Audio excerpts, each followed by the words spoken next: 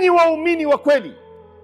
Hii aya inawahutubia, inawazungumzia watu ambao ni mu'minun, waumini wa kweli. Wanaambiwa watubie madhambi yao. Wale waislamu wa kawaida wanafaa kutubia vipi? Ikiwa mu'minun ndo ambayo wanashika dini wanatakana watubie, ina maana wale waislamu wa kawaida wanatakana watubie zaidi.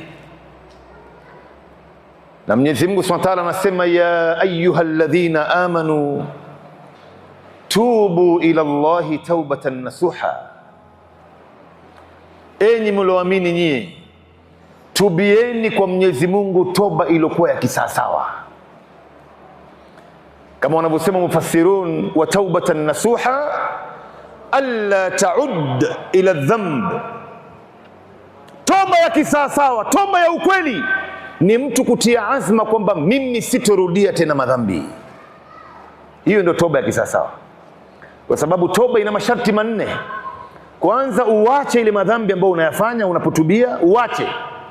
Pili, uyajutie. An-nadamu tauba, kujuta peke yake ni tauba hiyo. Umwambie Mwenyezi Mungu, wallahi nilikosea sana, nilifanya mambo ya kijinga, najuta sana ya Allah. Alafu utia azma kwamba sitorudia tena. Hii ndio masharti ya toba. Na ikiwa kuna haki ya mtu umewahi kumdhulumu, umemfanyia mabaya, mrudishie haki yake kabla ya siku ya Kiyama, siku ambayo itakuwa hakuna mtu kukodisha wakili wa kukutetea wala kuhongana. Hakuna kuhongana huko, ni matendo yako mema ndo ambayo itakayechukuliwa, atapewa huyu bwana ambao ulimfanyia mabaya hapa duniani, na maovu yake utatupa